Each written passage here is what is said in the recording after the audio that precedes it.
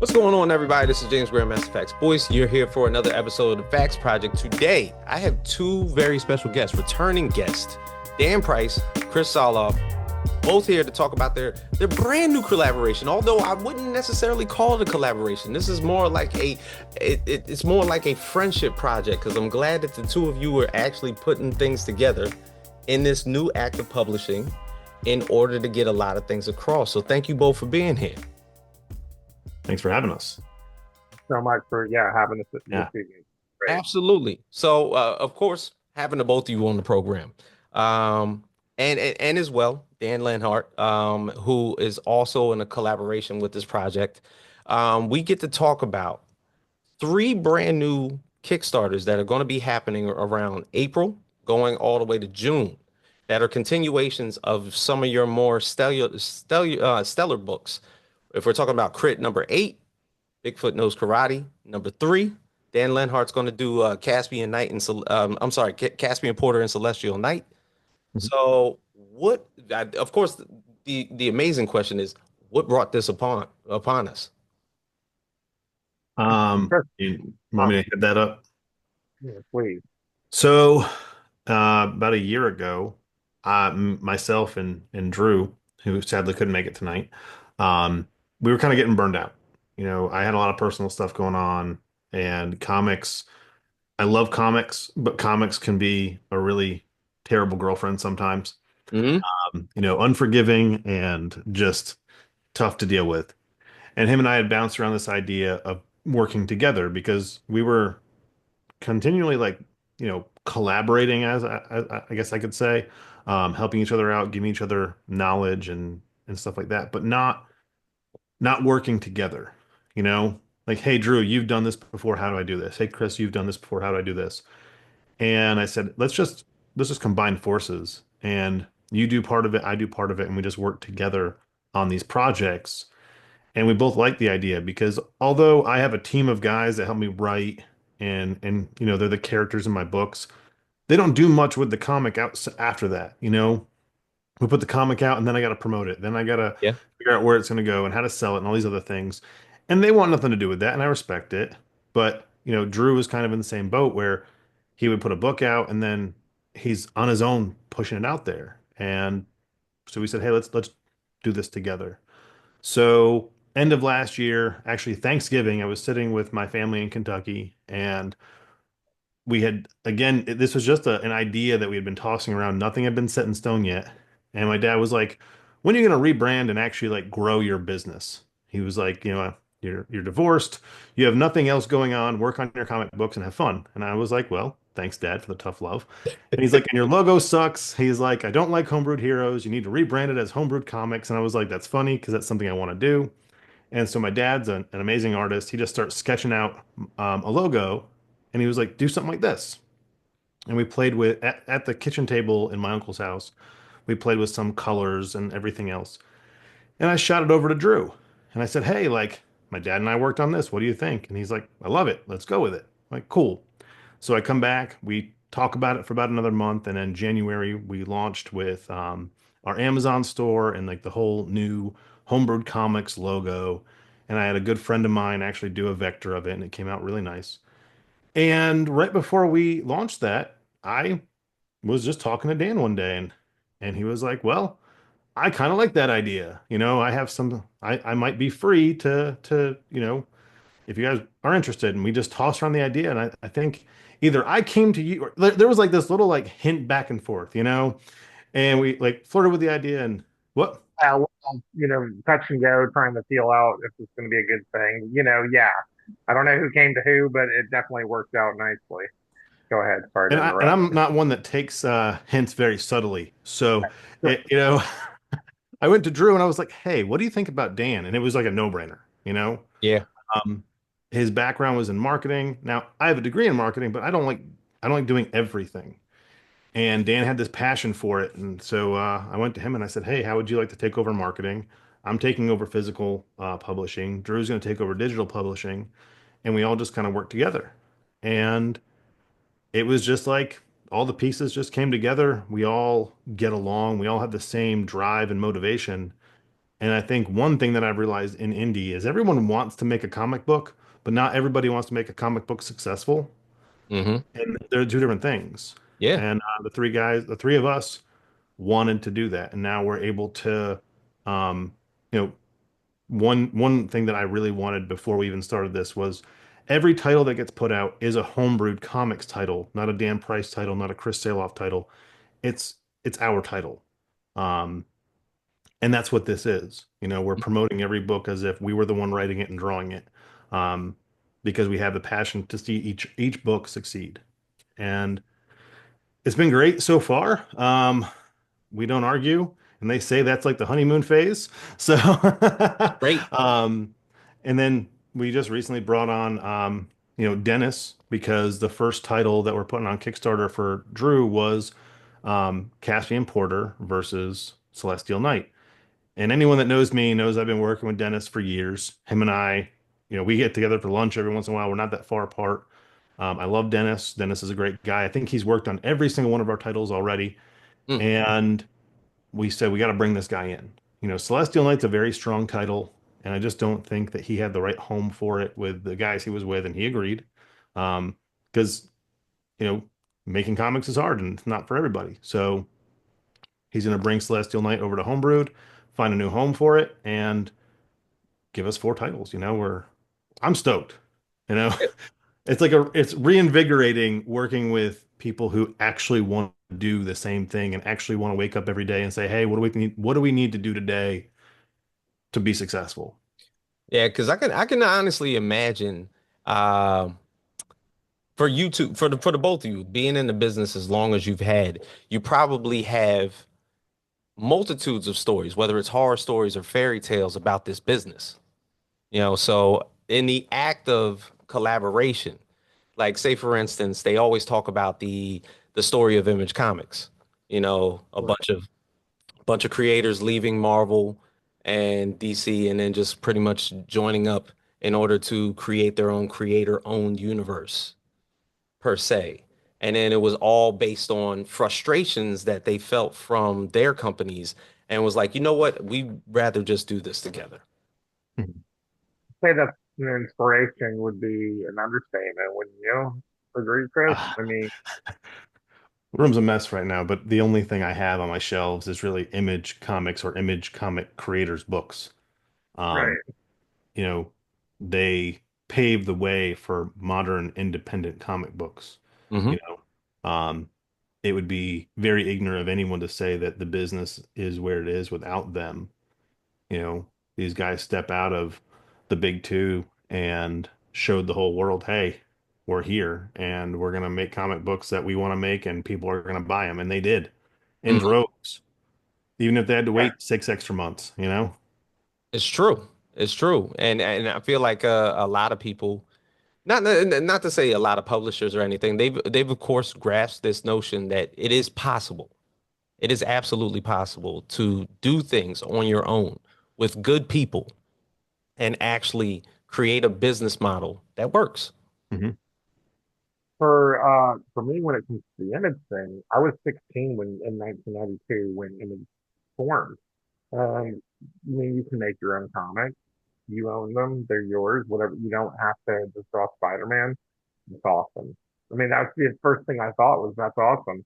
And that's for me been the only thing I've ever wanted to do in someone just create intellectual property and create my own stories and stuff and go that direction rather than go the big two route. It's not exciting to me. To be able to be in full control of what you're doing is incredible. To find other creators who have the same mindset, are business minded and dedicated and determined, that those are unicorns right there, and that's what is really cool about what we're doing in homebrew. It does have that, I'm here because I have reasons. Everybody has reasons that maybe not burned or anything like that, but yeah, you're right. We all have stories of things that have happened to Oh us yeah. in the industry. And so it's you go through those experiences, you hopefully learn from those experiences and take that information and all of that, make this new venture better. So for me, this is truly exciting because we get to do whatever we want, It's true. and that's super rad. Now, if I could ask the both of you this, Sure. who necessarily read whose comic book first? Did Chris get to know Bigfoot Knows Karate first, or did Dan get to know Crit first? I mean, we both found each other over Instagram. I mean, that's where the friendship began. Hmm. Uh, the books were going out around the same time. Like, I mean, when you had some stuff out previously, Chris. But I mean, Yeah, I I was think when I back met you, I was on my third or fourth third, fourth, issue. something like, yeah, that's Mhm. where we did that. But I mean, I remember picking up Crit over Kickstarter and just laughing my ass off.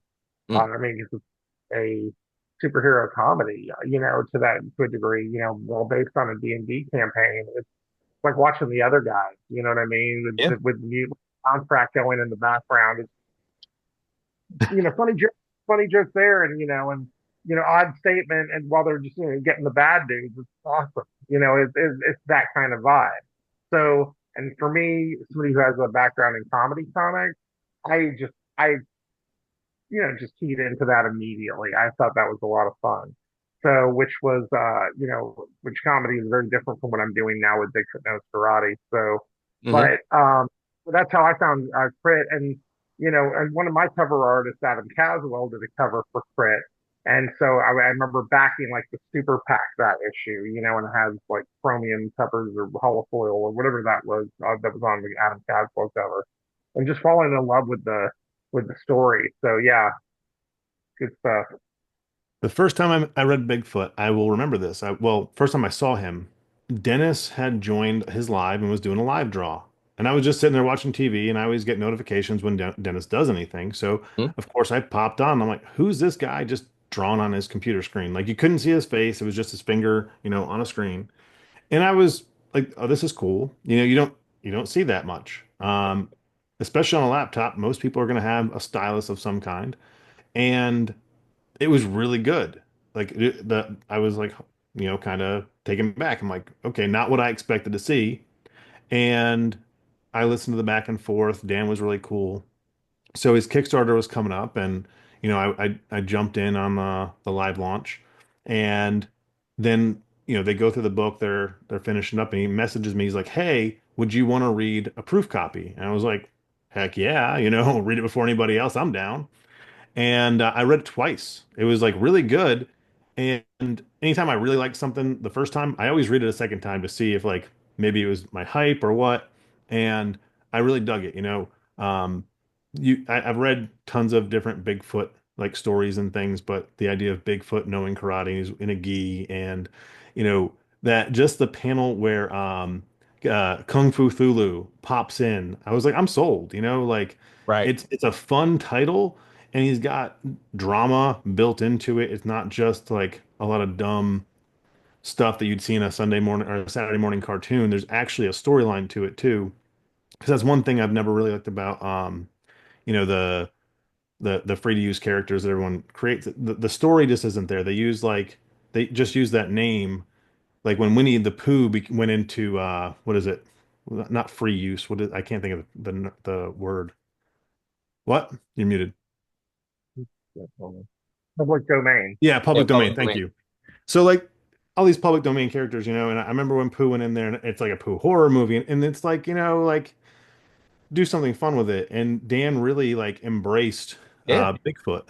So I told him immediately, I was like, dude, I love the book. And I've been a fan since. And we did the launch of number 2 with, I believe, number 5 of Crit.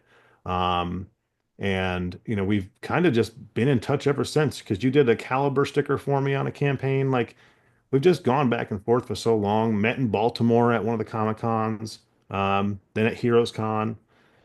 Yeah, that was a lot of fun. I mean, we hit it off immediately. I liked Chris's marketing brain. I liked the way he handled himself online with the live launches and just Yeah. killer campaign offerings. I mean, the Medi stuffed animals and freaking what are the thing, energy drinks. If I drink an energy drink, I'd explode. But this guy's got it was so cool.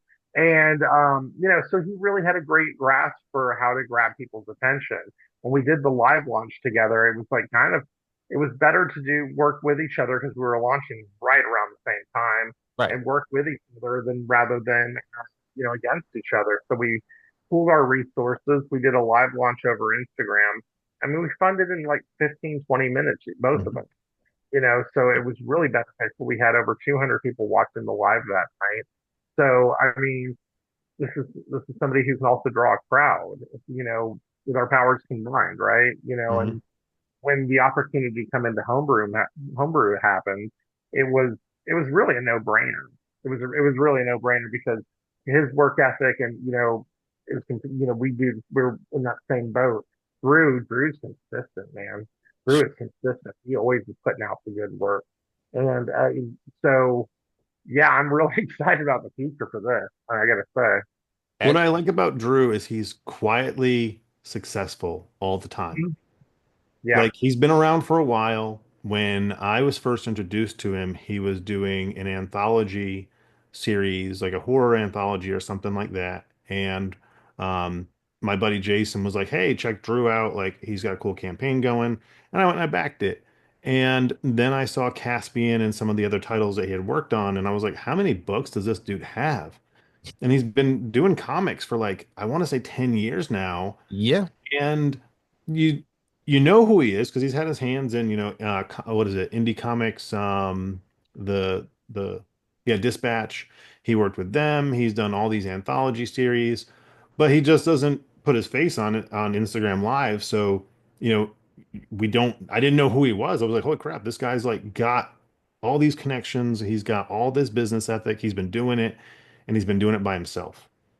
And so, just his his knowledge and his connections are really good. Like we get into a chat, we're like, hey, what's going on with this? We need this, and this done, web wise, stuff like that. It's just done. Like every morning, I think I see him messaging me at 4 a.m. And I'm like, dude, like I get up early, but not 4 a.m. early. that's like a Marine. All right. Yeah. Now, Chris, you're not that much of a slouch yourself because I remember getting issue zero from you, and it just like kind of how Dan described it.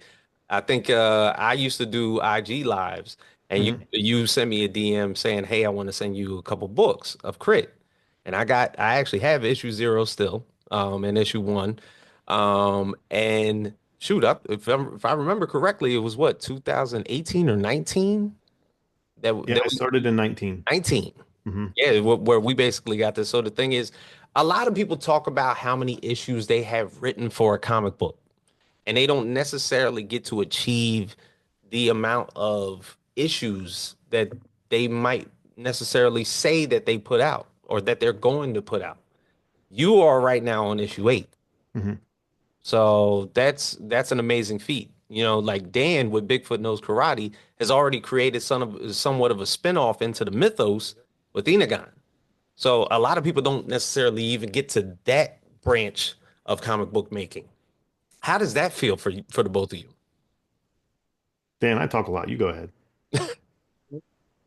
Right on. So yeah, I mean, look, to have longevity doing this is not easy to come by. It's a struggle. You've got, we all have day jobs. We all got other things going on. And everybody has the idea for the comic. And they all want to, get that comic. They want to make the book and kudos for doing it. If you can make it past 2 issues, that's incredible, Yeah, because a lot of us don't. The fact that we're, about to pump out our fourth Bigfoot book with hopefully another campaign happening by the end of the year for another spin-off book called God Killer, but we'll talk about that another time, right? And yeah, a little breadcrumb free for hmm later.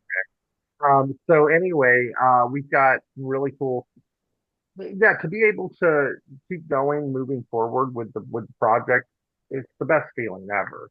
Um, yeah, I mean, I don't even know what else to say about it. I'm just we're picking up where we left off, and driving the story forward. Um, I'm babbling. Chris, take over. well, shoot, I can ask you this, Chris. Yeah. What would we hope to expect in issue 8?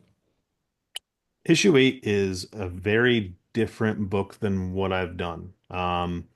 So everything in Crit is always from the table, campaign based. And in every book, you have a typical D&D setting. You have Yep. the team picking their mission. You have the team going out and, navigating whatever the DM throws at them. Then there's the fight and, whatever happens after that. This is the first time in the D&D campaign where we wanted to grow some of the lore. Right. Really, at this point in the game, the comic book had been published. Um, I'm working on material from 5 years prior, and we we were trying to grow the story because the team was like, well, hey, what's some of the background? And as the DM, I didn't want to just do an info dump on them, so we played more of a narrative game, Mhm. um, where they got to role play characters interrogating another character, and I'm actually writing part of this because I had, as a DM, I give info like to the players, in game or out of game. And so the recording is a lot of me out of game explaining the bigger universe and where we're going to be going so I can get my Almost like players on board. almost like you're narrating. Right. So it is a very narrative book. It's called He Who Would Be King, which is very different than even my more normal titles. Caffeinated Chaos, Righteous Indignation. I always have two words, and this one I want it to stand out because its background, and I'm finally getting to do info on a character that's been around since I first thought about creating this game back in 2019. I knew that one character, and he is a public domain character, funnily enough, Oh, um, had to be in Crit. And I mean, it's no, if you look at if you know He Who Would Be King, then you know King Arthur is, I've always loved King Arthur lore. And I'll drop this. His creation was actually I used to watch King Arthur and the Knights of Justice, like the okay. football players that get stuck in, Yep. I love that cartoon, and I wanted a King Arthur character. Just from the very beginning, I've always wanted King Arthur somewhere in there, and this is kind of that background lore of how that fits in. This is me being Kirkman with, yeah, there's aliens that cause the zombies, but instead of it being a bait and switch, no, like this really is an Arthurian tale. But if I were to say that in issue 0 or 1, you'd be like, well, where's Arthur? Where is this? True. And Crit really is just my version of Arthurian tale in modern times. And I won't give too much away because in the book, we don't even really answer everything because I don't like to do that. I don't like info dumping. I think indie comics, if I'm being real, is very guilty of giving up too much information too fast and overwhelming readers. True. I like to give enough to gain interest, and then we'll carry the story on, and you'll learn more throughout the rest of the books. But I had to introduce Arthur, I had to introduce that story, and this was a role play session where I said to the guys, "You've been playing a King Arthur story the entire time and didn't know it." And so it's a lot of fun. I've got some beautiful, beautiful covers uh, that I can't wait to show off. I just got the last two in, so I'll be putting all those together. And not just that, not just with issue 8 and doing the King Arthur story that I've been dying to do. We're also I'm remastered issue 1, Okay. so it's beautiful. I had toyed with the idea of redrawing issue 1 completely, and somebody was like, "Why don't you just recolor it?" Because when you did issue 1, you had people that didn't really color comic books color your book. Mm. And you know, coloring can save line art. And once I actually went back to the line art, it's not as bad as I had remembered it. Um, you know, I'm the artist, and that was the first book That's what I I'm ever about to say. made. You're patting yourself on the back for this one. Now, come on. I I don't pat myself ever on the back. I actually have been really rough on myself about the book. And when I stripped it down, I was like, well, I hope the colors can really fix it. And so I flatted the colors, and I messaged Nestor Radul and I said, hey, can you do the finishes? Because I love how he finishes his stuff. Right. And he did, and it came back. And I showed my kid, my kid has been my biggest critique the entire time because she's an amazing artist. And Yeah. she's like, "Oh wow, this looks so much different." She's like, "This looks so much better." And now I feel confident that my issue one holds up with the rest of my issues, and I'm really proud of it. And also remastered the end of issue five. I had a friend of ours kind of come in and help me with issue five. He had done issue zero, but even he told me he had to rush those pages, and you can tell they're rushed. And this is a new brand for us. I want it to carry the weight. I want it to move forward. And I said, if I'm rebranding and starting over from scratch, everything I didn't like before, I'm changing. Mm, So I wanted issue one recolored. I wanted issue five, the end of that, to be as strong as issue five. So I got Robert Nix to come in and do the last few pages. And if you've ever seen a Robert Nix book, it's strong. So excellent. I'm really happy with that. And now, with issue seven, Lewis is now on colors. And before my book, he had never colored sequential pages, but I loved how he colored his covers. And I said, "Hey, would you want to do this?" He's like, "I've never done it, but I want to do it for you." And I couldn't, you know, you watch a lot of sports and stuff, and I'm not a sports guy, but I know there's always those teams.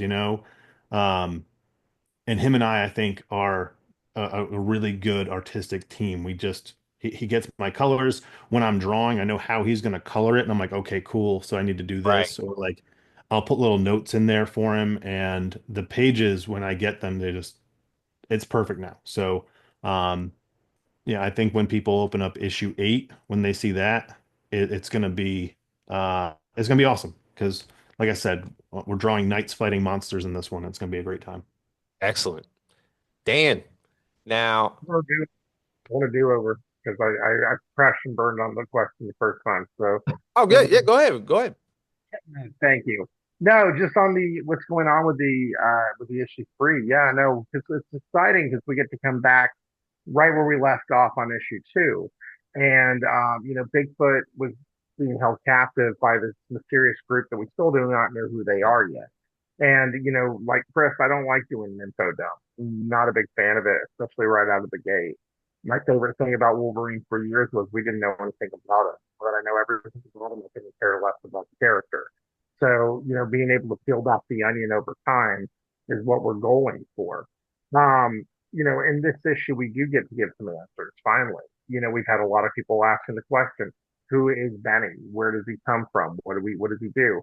Well, we don't answer all of those questions. And I know that people got excited for Hinagon thinking it was going to be an origin story. And Right. we were slice of time in his life.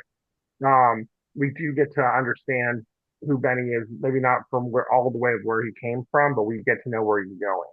And we get to learn about who this group is that has been holding him captive. Which, they showed up at the end of issue one. He has the big fight with Cthulhu, Kung Fu Thulu. And you think it's just going to be this big knockdown drag out. And then all of a sudden, this man in black with tentacles coming out of his back just, stops Benny in his tracks. And then the twist goes from there. And so we get to learn about that character. Grisha is his name, and as we find out in issue two, we get to learn about Grisha and Lancaster and all these other characters that are starting to pop up, as well as we get to pick up with Chupacabra with a shotgun. And, we teased him in issue two that he was going to be coming back, and yeah, we get to see what Diego's up to. So I'm really excited about that as well. We picked up with characters like Iris in issue two. She's on the run with Benny, trying to get away from the same situation that he's in. And never forget the rabbit. Rabbit is just always there. I can't wait to explore more of that character that's been, palling around with Benny since the beginning. And so, as the campaign goes, we have some amazing covers, including Luis, who's doing the work for Chris. He is doing his second cover for Bigfoot Knows Karate this go around with an amazing Grisha piece. And we have Adam Caswell, who's done the deluxe edition covers for the last few issues. Coming back again. His first one in color, actually. His second one in color. I'm coloring this one for him. And then a good friend of mine, Ghost Hub. I don't know if you're familiar with his work. I looked him up on Instagram, but I've known him for about 15 years. He lives here in Austin, and he's done a stunning piece for the covers. Um, but it's really cool because he gets to really peel back that onion, like I said, answer a few questions in there while bringing up a bunch more. I loved as a TV show Lost Right. and how they would constantly throw questions out at you as they were giving you answers, and that's definitely the way we've been working Bigfoot Knows Karate, and I hope that we do a better job of ending it so than Lost did with their story, but that's not the point right now. So anyway. Absolutely. So when we're talking about the titles, He Who Would Be King and Hellhound on My Trail. There's of course the character on Chris's title of Caliburnus. Am I saying that correctly? Caliber. Caliber. Hmm. So what and who is this brand new character? Or better yet, this often mysterious character? Caliber? Yeah. You want more? Oh, wow. I love the fact that you mentioned mysterious because he will remain mysterious for quite a while. We've given up little bits like magic doesn't affect him. Uh, Hmm. and there is a connection between his abilities and Arthur. Um, I will allude to that. Um, Damn it. Brad's not that character is Brad, and Brad is really one of my strongest co-writers, Hmm. and he purposely kept a lot of caliber to his chest, even when he would say things to me like, "You can't tell anybody this. This doesn't go out." Um, Okay. he's he. I give my players a lot of control over their characters and how they're seen. Hmm. You know, Caliber is man, you put me on the spot with this one. And I can't call him because he's actually training right now. He does jujitsu. He teaches it and he's immune to magic. The ongoing joke is, in Disney, do you believe in magic? No, he doesn't believe in that shit. Right. So it doesn't affect him. And there is like they make jokes about him all the time. He doesn't really know the origin of his abilities. If you've played Warhammer 40K, he was the creation of his character was based on the Knolls. So his ability is a Knoll strike. It is a Knoll ability. He knolls out magic. Um, Essentially, he's a black hole when it comes to magic.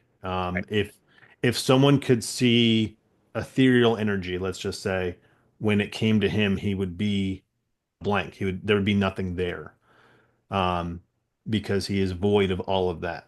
Hmm. Um, King Arthur and the knights do have a connection to him. And if in issue 3, you hear Zaka says one of the children, you're supposed to be extinct, like dead. They're all supposed to be gone. He thinks he's one of those children from back in the time period that because Zaka and Samedi have also both been around since King Arthur's time. So they know a little bit more than even they've let on to. But yeah, so there is a tie-in between the two. Hmm. And I will say this, if you pay attention to books, Arthur, the character of Arthur, once you figure out who it is, Right. never ever comes in physical contact with Caliber, and there's a reason. Heard So that. Okay. yes, I got an Easter egg I gotta look into. yes. Um, and King Arthur's already been shown. Um, he's been shown off. He's been prominent in the books, and nobody knows who he is, and that's perfectly fine. Background characters are fun to have pop in. Um, the really fun part of all of it is we never, and I don't think we ever will, come out and say how Crit gets their powers. You see it in issue 0, you see what goes on. I really want people to get through the story, Yeah. and once they see how Caliber interacts with things, pick up what happened. We will allude to it, we will drop enough hints to it, but that will be something that readers will have to figure out. Because even in the game when we were playing it, I never came out and said, "This is how you got your powers. This is what happened." And so it's up to the reader to figure it out. And if you got to reread some pages and pick up some Easter eggs here and there. Me personally, I love stuff like that. I love when movies and TV shows give you enough for you to figure it out. Yeah. And in comic books, especially like I said with indie, I think we do too much of force feeding information and not leaving enough to the reader's imagination. And that's everyone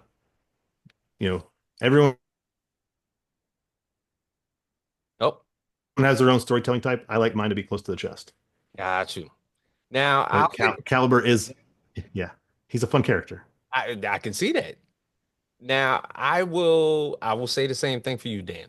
There is in this world that basically you built this all this world building, all these characters, these hybrid anamorphic characters.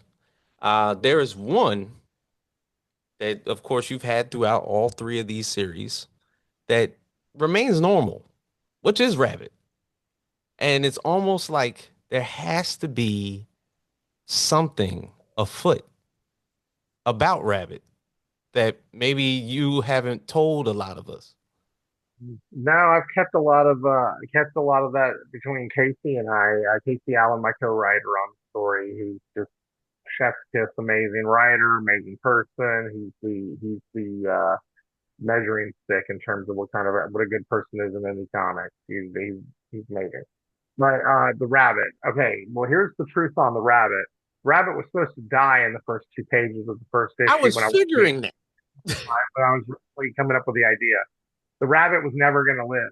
And then I got to rethinking about it, and I was like, no, that rabbit's going to live.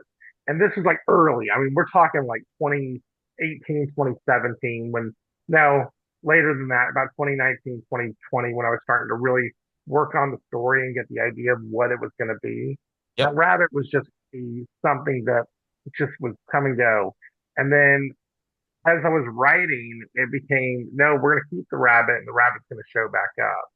And really, the rabbit's relationship with Benny is like this lone wolfing pub, Batman and Robin Yeah. almost thing. You would think it's something that creates him into a softie, but it.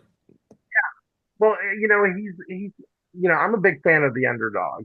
Always have been. I am not, let's go Yankees. I'm sorry, I don't root for the team that is always going to be on. Wait, I'm just not. Hey, still in the Spurs. Everybody hates me now because I'm on point right now. But the fact is that I love characters who root for who are underdogs, and he sees value and beauty in those who can't, defend themselves, like a rabbit versus a wolf. Yeah. He, attack the rabbit, and then he comes in to intervene. And there's this moment with between the two of them right at the beginning where if you're a Bigfoot and nobody can see you, I mean that's just one of the hard and fast rules of Bigfoot is they're very hard to see. And this rabbit is looking him in the eyes, and he's like, "Can you see me?" And he feels acknowledged. And Hmm. having that acknowledgement for a character like that has been walking the earth alone for a very long time, there's a kinship there, and that kinship is a bless you. That kinship is much more than as we go forward, we get to learn a little more about that rabbit and the relationship between him, the harbinger, and the unreal, that fiery land that we keep going back and forth to in the book. There's a relationship between the harbinger and the bunny and Benny, and how does this all work, and the bigger scheme of what's going on with this mysterious order that's keeping him.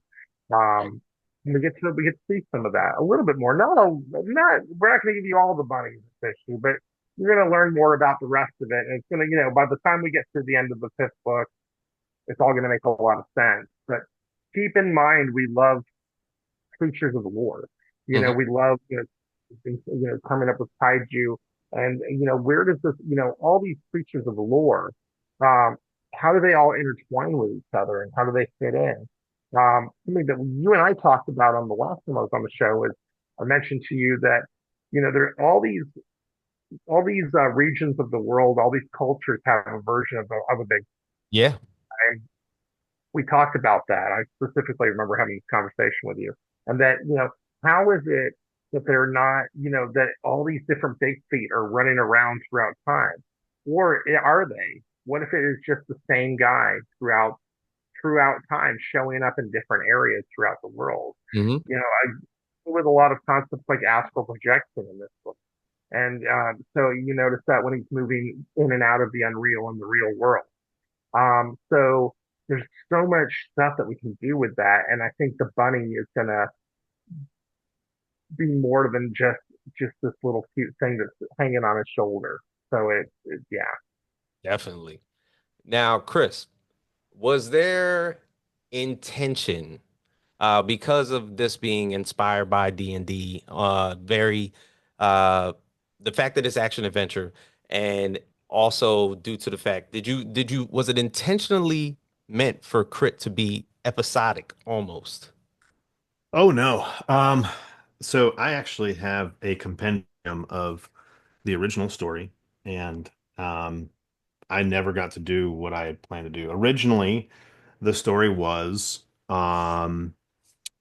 there was this, it was very Stranger Things-esque. There's a another dimension, and in this dimension there are warring godlike beings. There were the Necrons and the Archons, Hmm. and and some of this I'm gonna botch in my own history, but one was your light-hearted, your light-colored, yellows and golds and blues, and then the dark ones were like the purple energies, and they were always at war with each other. Yeah. And centuries ago, humans got stuck there in this. Actually, that's where Atlantis had fallen to, but Atlantis was this high tech area. So the only way humans could survive was through their technology. Um, and that's where the idea came from, was like, okay, cool. But then there's this like rift in our world that bleeds in. It was very convoluted and very hard to manage the story, because I would have had to make rules for the other universe. And how does that affect our universe? And why haven't we seen it? It was too much.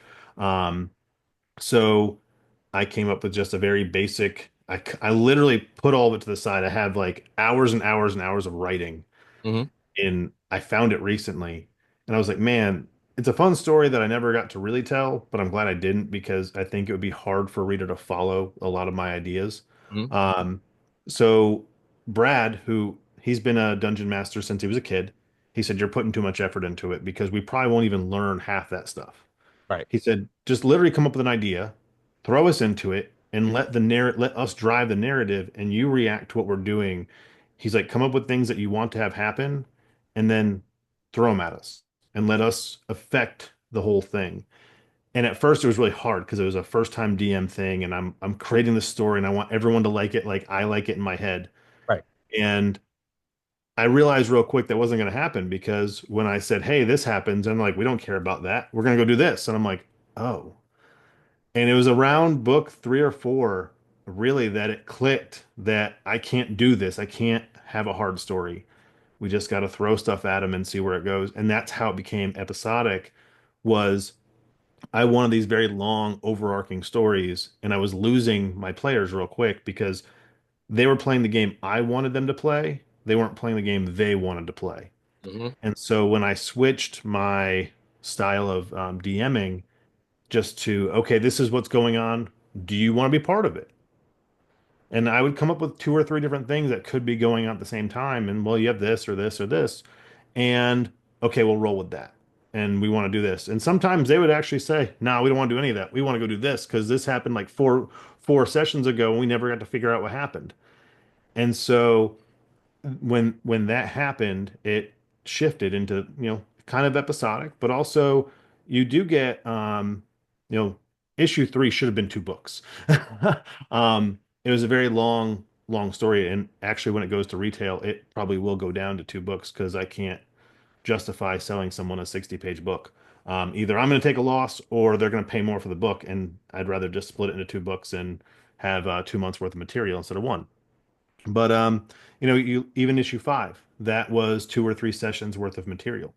Yeah. So you do get longer stories. I just have to be better about stopping my art and saying, "Hey, we're going to continue this in another book." Yeah. Um, it's I love saying this, that my story is 100% driven by the players, Yeah. and the world reacts to them. And I think that's really cool in a superhero setting to see how a world reacts to the decisions that the heroes make. And early on, the catchphrase was, we get to see these individuals make decisions that will determine if they are heroes. Just because I wanted them to be heroes doesn't mean they're always going to be heroes. Right. And look at Spectre. He'd much rather be selling coffee and energy drinks than fighting crime. And he says it multiple times, like, I don't want to do this. I just want to sell coffee. Like, Like, why do y'all keep calling me? yeah, pretty much. Now, Dan, the title is Bigfoot Knows Karate, but people don't necessarily just grow up knowing karate. There's usually always a sensei. Will there ever be the teacher that shows up that basically taught Bigfoot to know karate? Splinter will not show up. Damn. There's a reason behind it, Okay. and I would love to tell you. I'd love to tell you why, but when we do get to that part of the story, you're going to be like, oh, I get it, and you'll be like, okay, that really does make sense. The Mr. Miyagi, figure, it's funny because when I first started coming up with the idea for the story, it was this, this Bigfoot gets hurt in the woods, and the Bigfoot, is found by this master, and the master trains him, and something happens to the master, and he has to get revenge on the master, and it all seems so Tropey. ridiculous. It sounds tropey. Yes.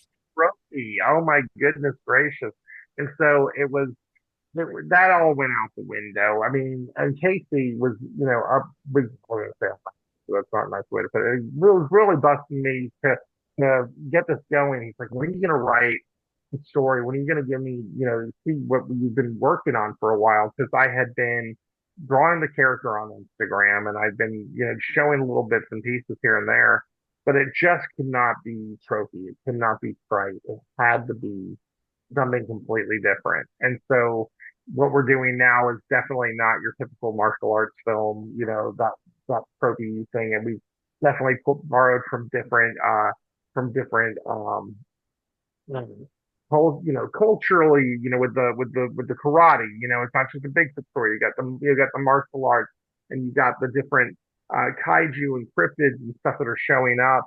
But as we go further and further, when we learn who the big bad really is and what the objective really is in this issue in chapter 3, Hellhound on My Trail, Yep. then you're going to be like, oh crap, because we're really going to blow the story wide open here. Like I said, we answering some questions, but then you really see this isn't just, like in Inagon, we did, we're in feudal Japan, Yes. right? And you think that that's going to be where the story's going, in terms of it's just what's going on from that perspective. No, we're going into other mythology, and to be able to tackle that, intertwine all these different mythologies that we're playing with. I mean, it all really comes together. You get to see stuff from Norse mythology, you get to see stuff from Greek mythology, appear throughout the series, and that's starting to merge in with Hellhound on My Trail. Excellent. Now, both these books are pretty much dropping soon. So, Crit, he who would be king is Mhm. coming out on April 20th or 20. Um, Yeah. good No, choice. April 30th. April 30th. Is it? Oh, okay. Yep. I have April 20th on the website. I'm sorry. And then was it Bigfoot Knows Karate 3 May 14th? The 14th, yes, we're all frantically going to the website now to make sure. Yep. Yep. Yep. Yeah. Okay, yeah, I see that. Thank Oh, you for I'll pointing fix it right now. How did Ah, I not even see that? Because now it's on everything. yep. So pretty much these are all congruent. The fact that you're cross promoting in such a way because these are now HomeBrewed Comics collaborative projects, and now you're going to be running three separate campaigns, one every single month going into the summer. So the way that you've talked about this in the beginning is that the way that we're going to now coexist is to essentially cross promote and cross distribute our product, our projects. Um, Mhm. so when it comes to Drew's project, your project, Chris and Dan, how um as far as like the marketing and the branding and the distribution, is it one gigantic potluck? We're just going to basically distribute our tools as far as like what our strengths are, and then try to just work out the best way to get it done. Is that how this is going to basically amass itself as a business? Um, Sorry, hang on, I'm fixing this this website. No worries. Dan, if you want to take that while I fix this date. Yeah, no, take care of that. So the thing is, we all come in with different strengths. Okay. Uh, Everybody has, we've all had success on Kickstarter. We're funding books, we're getting them done, we're fulfilling, we're living up to our word. So with that being said, we all have that individual ability, but to be able to pull our resources together and campaign with each other, not just, here's mine, here's Chris's, here's Drew's, but we're really truly getting to find each other and, getting the word out and doing podcasts together as well as individually. That's something that's fantastic. We've got press releases out into the universe where, in fact, we're doing a big blitz in the next day or so, Chris, right? The big As soon as it press gets release. approved, yep. Yep. Yep. And so we've got a lot of really great irons in the fire to promote the comic. One thing that we are, you mentioned Image Comics earlier. One thing that we are doing with these campaigns, do you remember? Here you go, and I have a copy of it right here because I was lazy and never put anything away on my desk. I've stacked stuff over here. Uh, But this is the for Image Comics Zero. Do you remember this book? yes, sir. Okay. So what we're doing in our campaigns is we're doing coupons in the back of the book. We're in the back and board. We're going to have coupons in the back of the book. A pink one, a yellow one, a blue one has your coupon to get Homebrewed Zero. Okay, you collect all three coupons by backing all three books. Crate number 8, Bigfoot Knows Karate 3, Celestial Knight versus Caspian Porter. You back all three books. You get three coupons that have three digit codes on them. Put all nine digits into our website at homebrewedcomics.com, and you can buy yourself a copy of Homebrewed Zero. So it's we're playing off of the Image Zero. We're all big fans of the Image comics. Not just, yeah, I mean, look, Youngblood's cool and all that stuff, not getting me wrong, but the spirit of it, the spirit of what Image did, phenomenal. I love Spawn and Wildcats and all that stuff that came on early on, but the fact that they came together and disrupted the industry that way. Now, we're not looking to disrupt anything. We want to make our mark though, and we want to do it Yeah. our way. So it's a lot of fun, and to be able to play on the Image Zero, Homebrewed Zero concept and get more people involved and excited in the campaigns, we thought that would be a lot of fun to do. That's excellent. Yeah. That is, Website's fixed, by the way, Dan. Okay, thank you. no, So, I gotta no, fix the press release now before I submit it.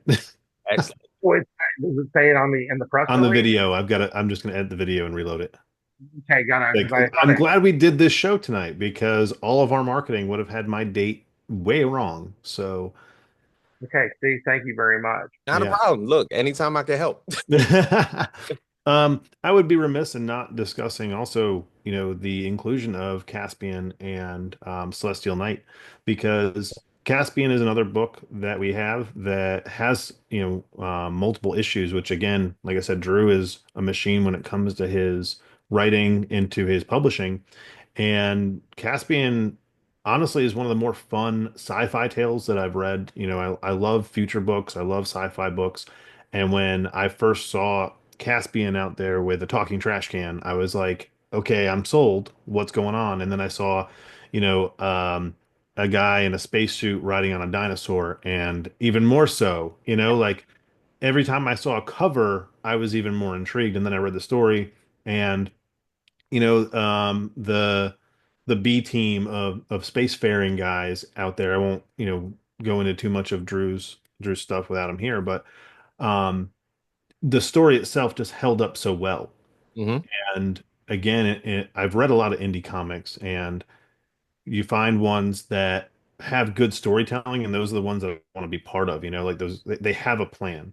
Um, Yeah, and I think I remember the first issue was Caspian Porter had most horrible first day of work yep, yep, ever, that's exactly it. where I think he slept with his boss's wife. Yep. And, I'm glad I was like, I don't know how much of this I can give away, but if you read yeah, it, like, please do. yeah, he slept with his boss's wife, and he completely neglected his job to where things almost tore apart Hmm. at his workplace. And Yes, he's working on the moon? Was he working on the moon? I think it's the moon. Yeah. Yeah. I mean, That's, he gambled on his part, though. I mean, he's not making good choices. no. Yeah, now, he's a great character. You Yeah, know, for the sake of slapstick, he's a great character. yeah, And, and I love how the robot is like his guy telling him, "Hey, you shouldn't do this," you know? Yeah. great. Robot's the only person with common sense. Yep. Yep.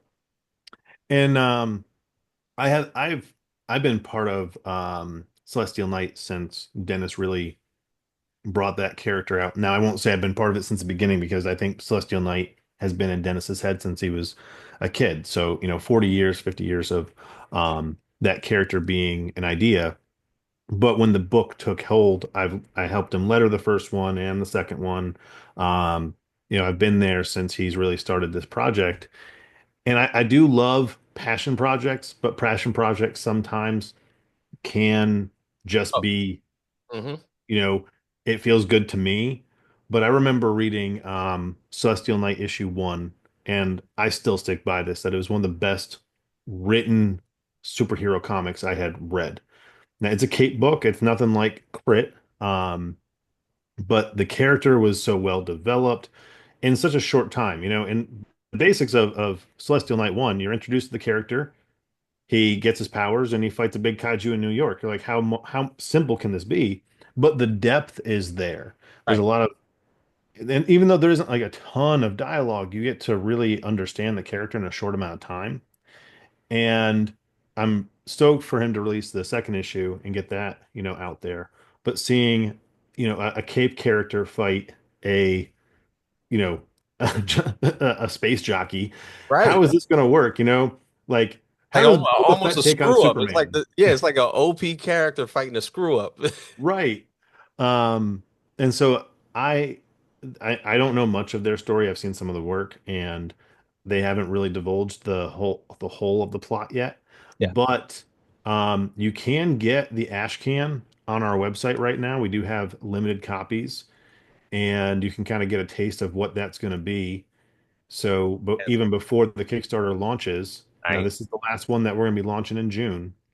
So if you go to our website, HomeBrewed Comics right now, you can get it's lettered and everything. It's just not colored yet, but you Yep. get the ash can version of um, Celestial Knight and Caspian Porter.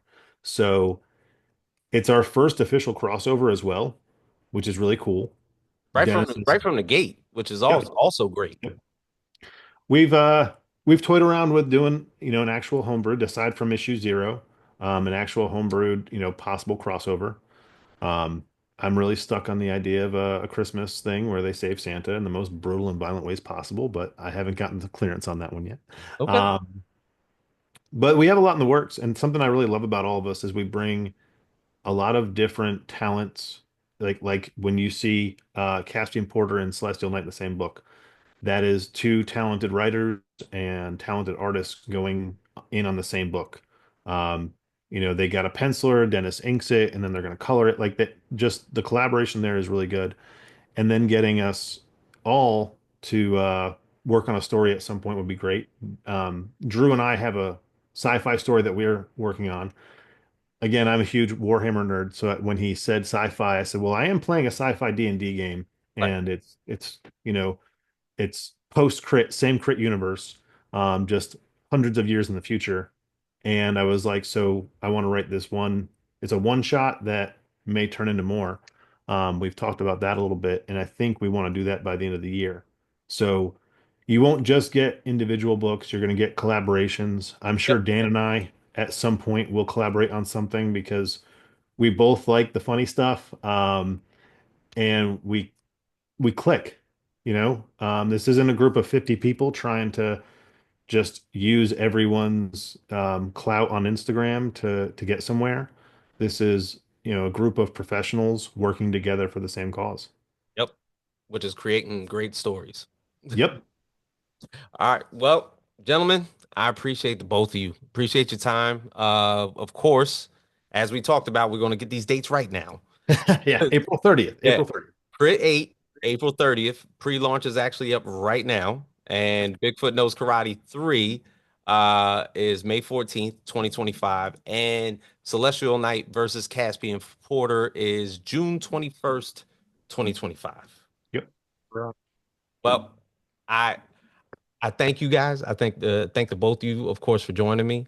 I wish all the best for Homebrewed Comics, the collaboration that you guys basically are putting forth, and I can't wait to see what you guys have in your bag after these three are released. Oh, there's more. There's more I'm to come. sure. Oh yeah, I follow up this with a whole latte chaos. So, or sorry, whole latte trouble. That's issue 9. Look, totally looking forward to it. Yeah. So, Dan, Chris, I appreciate you joining me as always. Thanks, bud. thanks for coming, man. Absolutely. So for everybody here at the Facts Project, Chris Sahloff and Dan Price, of course, Drew, who unfortunately couldn't be here with us, but of course we got a chance to talk about his projects as well. For everybody here at Homebrewed Comics and the Facts Project, we are out.